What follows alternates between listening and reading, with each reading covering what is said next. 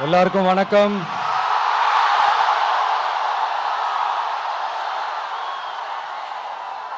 எல்லாரும் எப்படி இருக்கீங்க? சாப்பிட்டீங்களா?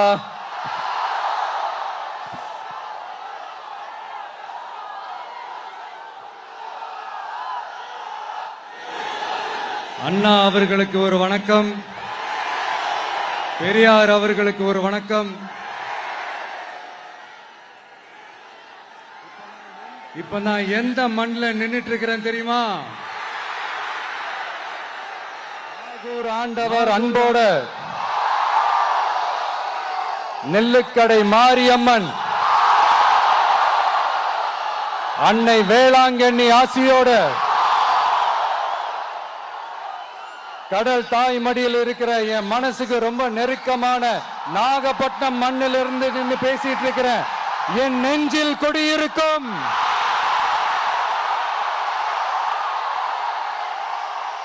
உங்கள் அனைவருக்கும்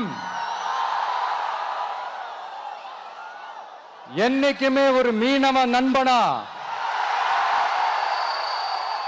இருக்கிற இந்த விஜயோட அன்பு வணக்கங்கள்.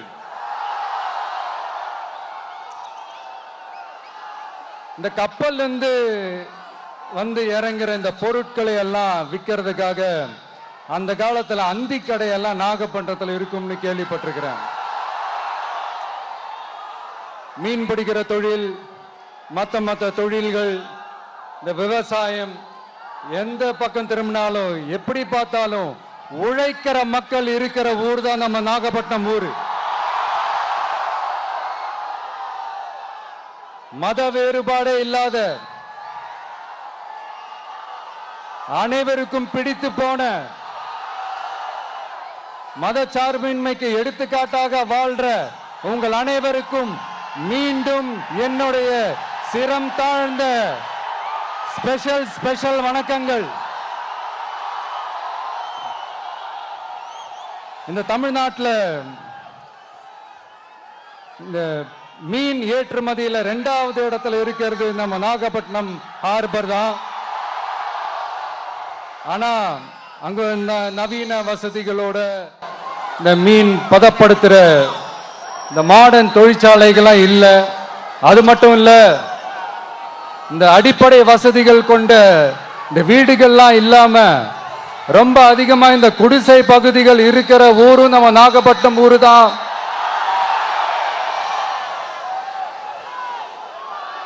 இந்த முன்னேற்றத்திற்கெல்லாம் எங்கள் ஆட்சி தான் சாட்சி.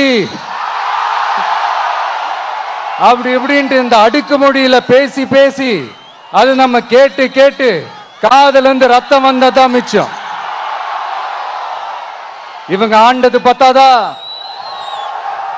இப்படி தவிக்கிறாங்களே நம்ம மக்கள், அது பத்தாதா?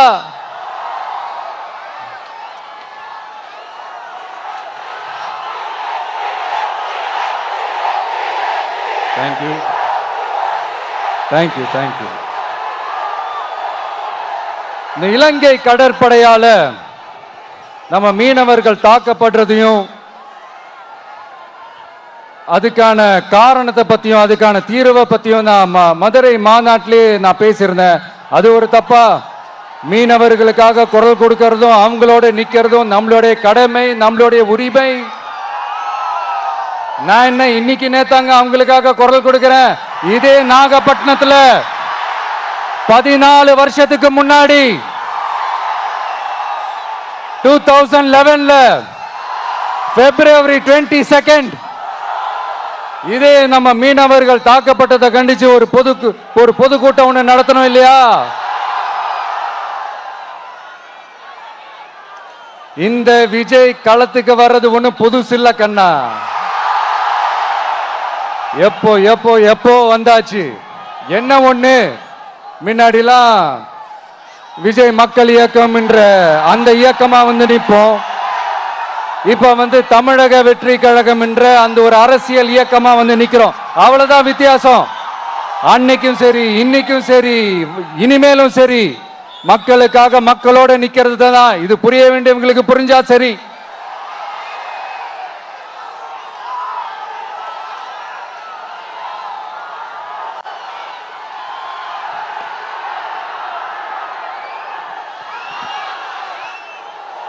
மீனவர்களுக்காக குரல் கொடுக்கிற இதே சமயத்துல நம்ம தொப்புள் கொடி உறவுகளான ஈழத் தமிழர்கள், அவங்க இலங்கையில் இருந்தாலும் உலகத்துல எந்த மூலையில இருந்தாலும் தாய்ப்பாசம் காட்டின தலைவனை இழந்து தவிக்கிற அவங்களுக்காகவும் குரல் கொடுக்கிறது, அவங்களுக்காகவும் நிக்கிறது நம்மளோட கடமை இல்லையா? மீனவர்களோட உயிர் எந்த அளவுக்கு முக்கியமோ அந்த அளவுக்கு ஈழத் தமிழர்களோட அவங்களுடைய கனவுகளும் அவங்களுடைய வாழ்க்கையும் நமக்கு ரொம்ப ரொம்ப முக்கியம். நம்ம மீனவர்கள் படுற இந்த கஷ்டத்தை எல்லாம் பார்த்து ஒரு பெருசா ஒரு கடிதம் ஒண்ணு எழுதிட்டு அதுக்கப்புறம் கப்சிப்னு சைலண்டா போறதுக்கு நாம ஒண்ணு இந்த கபட நாடக திமுக அரசும் கிடையாது. மற்ற மீனவர்கள்னா இந்திய மீனவர்கள், நம்ம மீனவர்கள்னா தமிழக மீனவர்கள், இப்படி பிரிச்சு பார்த்து பேசுறதுக்கு நாம ஒண்ணு பாசிச பாஜக அரசும் கிடையாது. நிரந்தரமான தீர்வு, நிரந்தரமான ஒரு இந்த ப்ராப்ளத்தை சால்வ் பண்றதுதான் நம்மளுடைய ஒரு முக்கியமான ஒரு அஜெண்டாவே. சரி, இப்ப நம்ம நாகப்பட்டினம் ஏரியாவுக்கு வருவோம்.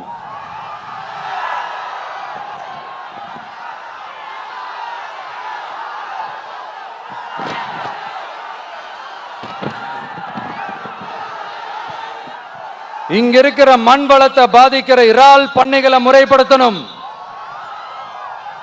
அப்பதான் மீனவர்களோட வாழ்வாதாரமும் விவசாயிகளோட வாழ்க்கையும் பாதிக்காம இருக்கும்.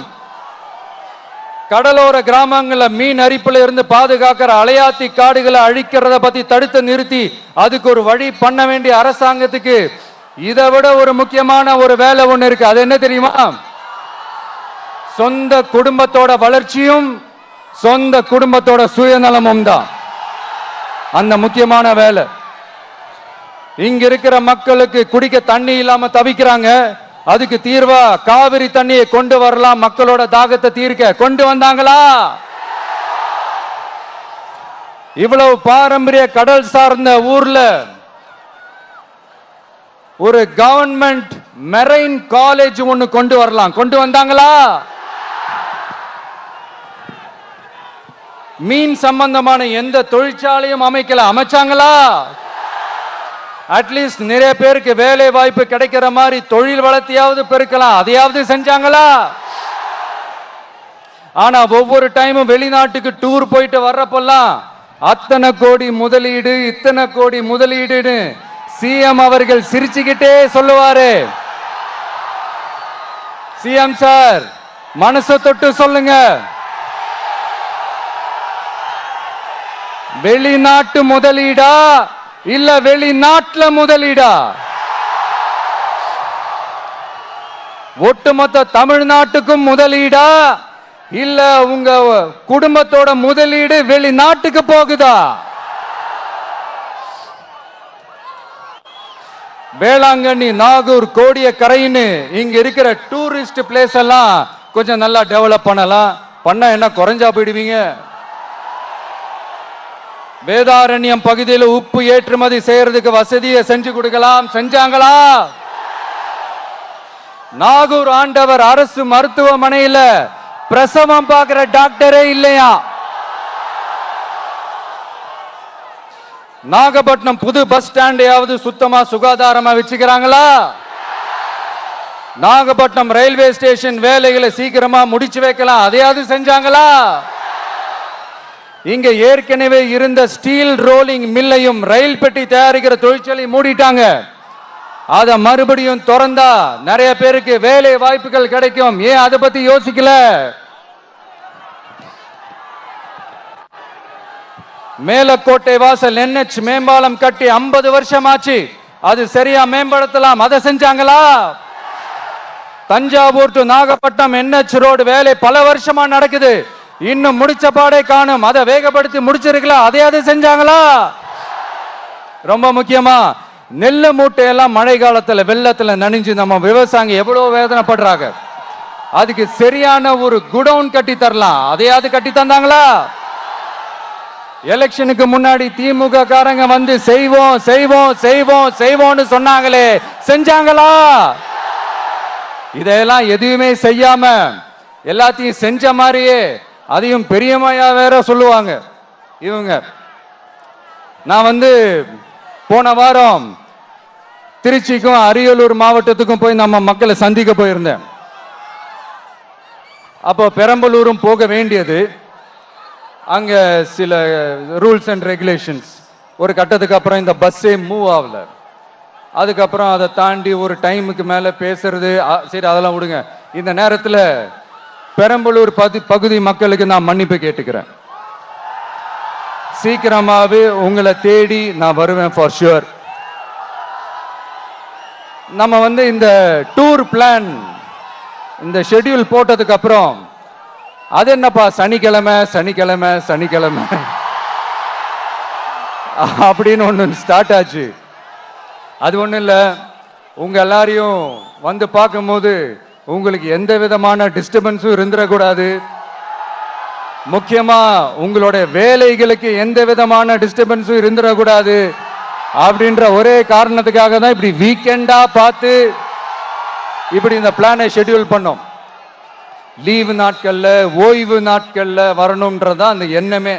அது மட்டும் இல்ல, அரசியல்ல சில பேருக்கு நம்ம ஓய்வும் கொடுக்கணும் இல்லையா? அதனாலதான் இந்த ஓய்வு நாட்களா பார்த்து இப்படி செலக்ட் பண்ணோம். சரி, இப்போ நம்ம மக்களை சந்திக்கிறதுக்கு, நம்ம சொந்தங்களை சந்திக்கிறதுக்கு எத்தனை கட்டுப்பாடுங்க. அந்த இடத்துல பர்மிஷன் இல்லை, இந்த இடத்துல பர்மிஷன் இல்லை. ஆனா அதுக்கான காரணங்கள்லாம் நீங்க கேட்டீங்கன்னா சொத்தையான காரணமா இருக்கும். அங்க பேசக்கூடாது, இங்க பேசக்கூடாது, 5 நிமிஷம் தான் பேசணும், 10 நிமிஷம் தான் பேசணும். நான் பேசுறதே 3 நிமிஷம் தான். அதுலயும் அது பேசக்கூடாது, இதை பேசக்கூடாதுன்னு சொன்னா அப்புறம் தான் எதை தான் பேசுறது. அரியலூர்ல போனப்போ நான் கரெக்டா அந்த ஊருக்கு போறதுக்கு முன்னாடி அந்த ஏரியாலேயே அந்த பவர் கட்டு. அப்புறம் நான் திருச்சிக்கு போய் நான் பேச ஆரம்பிச்சதுக்கு அப்புறம் அந்த ஸ்பீக்கருக்கு போற அந்த வயரு கட்டு. இல்ல, நான் தெரியாம தான் கேட்கிறேன் சிஎம் சார். ஃபார் எக்ஸாம்பிள், இப்போ ஒரு ஆர்எஸ்எஸ் தலைவர் இங்க வராருன்னு வச்சுக்கோங்க, இல்ல நம்ம பிரதமர் மோடிஜி அவர்களோ இல்ல உள்துறை அமைச்சரோ இங்க வராருன்னு வச்சுக்கோங்க. இந்த மாதிரி கண்டிஷன்ஸ்லாம் போடுவீங்க, இந்த மாதிரி பவர் கட் பண்ணுவீங்க, இந்த மாதிரி வயர் கட் பண்ணுவீங்க. கொஞ்சம் கட் பண்ணி தான் பாருங்களேன். முடியாதுல, பேஸ்மெண்ட் அதிரும்ல. நீங்க தான் மறைமுக உறவுக்காரர்களாச்சே. இதாவது பரவாயில்லைங்க.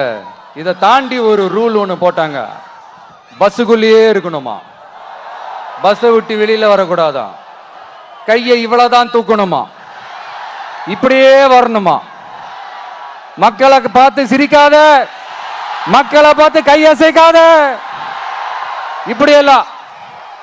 ஐயோ ஐயோ ஐயோ, நானும் என்னவோ ஏதோ நினைச்சேங்க. செம்ம காமெடியா இருக்குங்க. I am just enjoying like anything. நேரடியாவே கேட்கிறேன், சிஎம் சார் மிரட்டி பாக்குறீங்களா? அதுக்கு இந்த விஜய் ஆள் இல்ல சார், அதுக்கு நாம ஆள் இல்ல சார். என்ன செஞ்சிருவீங்க? மேக்சிமம் கொள்கைய சும்மா பேருக்கு மட்டும் வச்சுக்கிட்டு குடும்பத்தை வச்சு கொள்ளையடிக்கிற உங்களுக்கே இவ்வளவு இருந்தா, சொந்தமா உழைச்சி சம்பாதிச்ச எனக்கு எவ்வளவு இருக்கும்?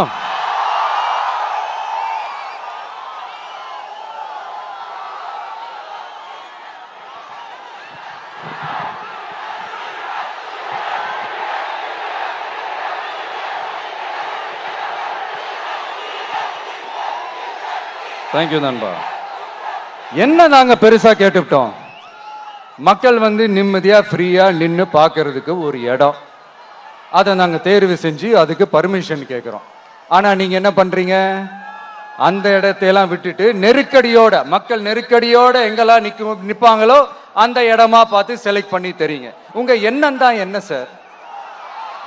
நான் அவங்கள பார்க்க கூடாது, அவங்களோட பேசக்கூடாது, அவங்க குறைகளை கேட்க கூடாது, அவங்களுக்காக குரல் கொடுக்க கூடாது. என்னதான் சார் உங்க எண்ணம்?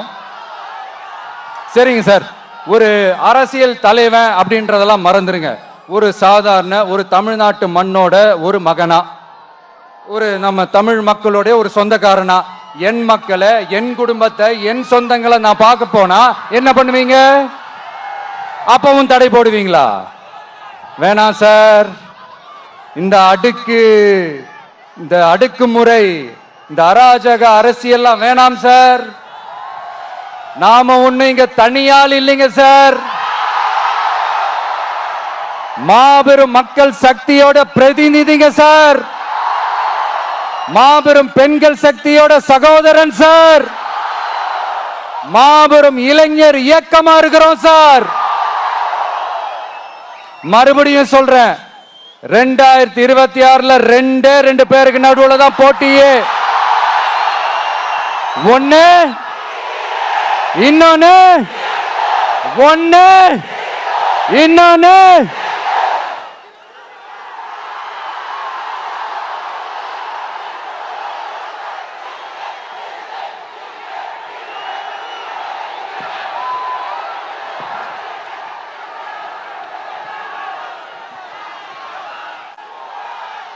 இந்த பூச்சாண்டி வேலையெல்லாம் காட்டுறதை விட்டுட்டு தில்லா கெத்தா நேர்மையா எலெக்ஷனை சந்திக்க வாங்க சார்.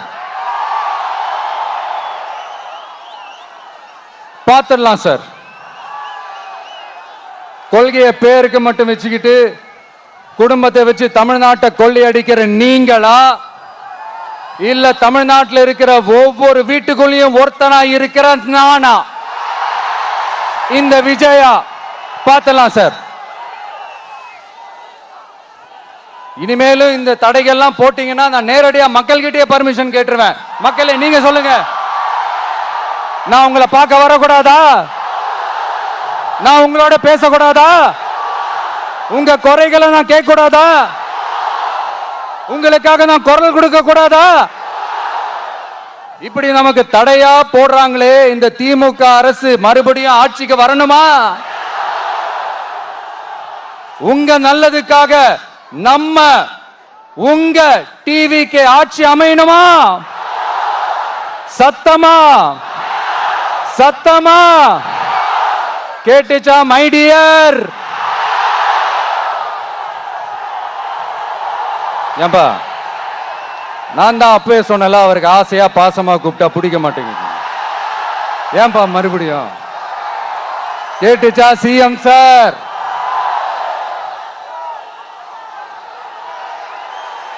இந்த போர் முழக்கம் உங்களை ஒரு நிமிஷம் கூட தூங்க விடாது, துரத்திக்கிட்டே வரும். கான்பிடண்டா இருங்க, நல்லதே நடக்கும், வெற்றி நிச்சயம்.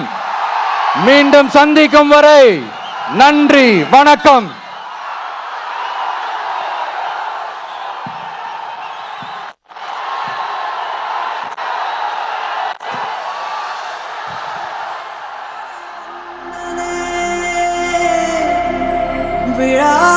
வீரனே பெரியார் பேரனே, மன்னா மன்னா எங்க உரிமை காவல்.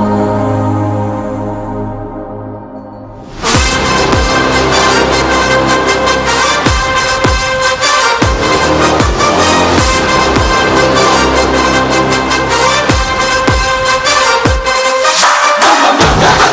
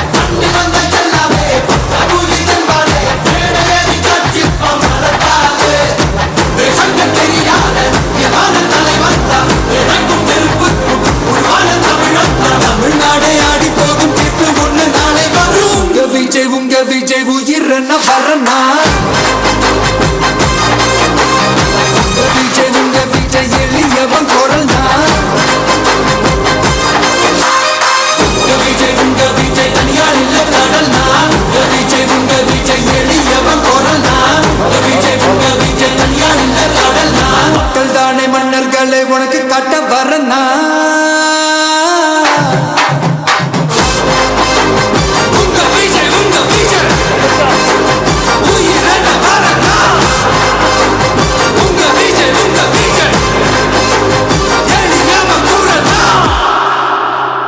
உங்க விஜய் நான் வரேன் வண்டி நவுத்துறேன்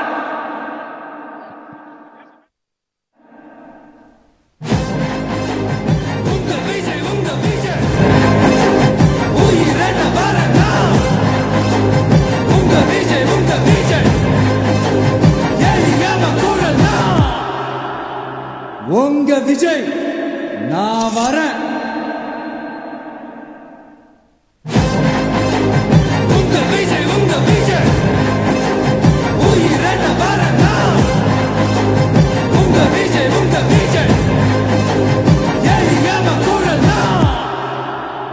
உங்க விஜய் நான் வரேன்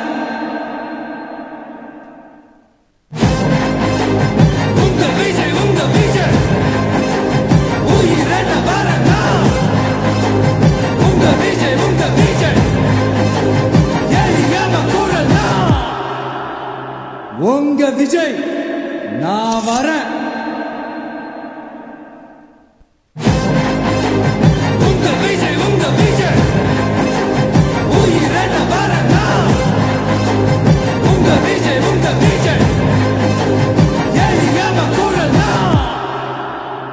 உங்க விஜய் நான் வரேன்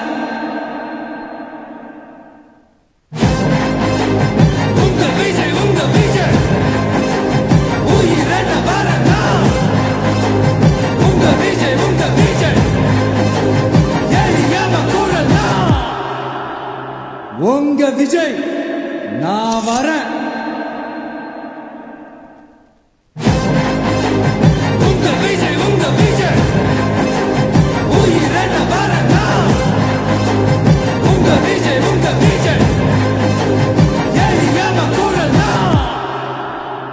உங்க விஜய் நான் வரேன்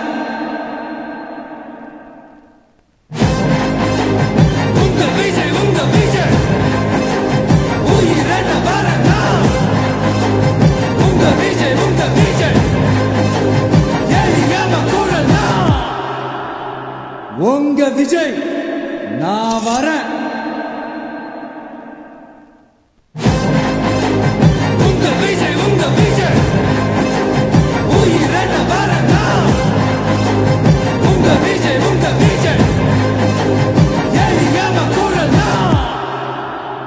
உங்க விஜய் நான் வரேன்